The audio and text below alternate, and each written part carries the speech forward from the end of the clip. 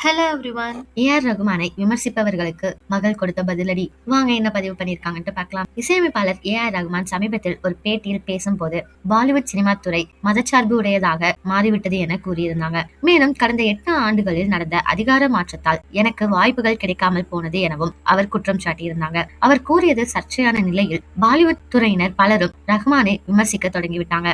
அதற்கு பதிலடி கொடுத்த ஏஆர் ரகுமான் யாரையும் புண்படுத்த வேண்டும் என நினைக்கவில்லை. நான் இந்தியனாக இருப்பதில் பெருமிதம் கொள்கிறேன் என தெரிவிச்சிருந்தாங்க. இந்த நிலையில் ஏஆர் ரகுமானுக்கு வரும் எதிர்ப்பு பற்றி அவரது மகள் கத்தீஜா இன்ஸ்டாவில் பேசியிருக்காங்க. நான் உணர்ந்த ஒரு விஷயத்தை அவர் பேசியிருக்கிறார். அது அவரது உரிமை. உங்களுக்கு வேறு கருத்து இருக்கலாம். ஆனால் அவர் பேசவே கூடாது என அவரது உரிமையை மறுக்க கூடாது. இது அபியூஸ் மற்றும் கேரக்டர் அசாமினேஷன் வரை சென்று இருக்கிறது. உலக அளவில் மதிக்கப்படும் ஒரு ஆர்டிஸ்டை டிஸ்கரேஜ் என சொல்வது, நம்பிக்கை மீது கேள்வி எழுப்புவது எல்லாம் விமர்சனம் அல்ல. இதெல்லாம் வெறுப்பு பேச்சு என கத்தீஜா காட்டமாக பதிவிட்டு இருக்காங்க.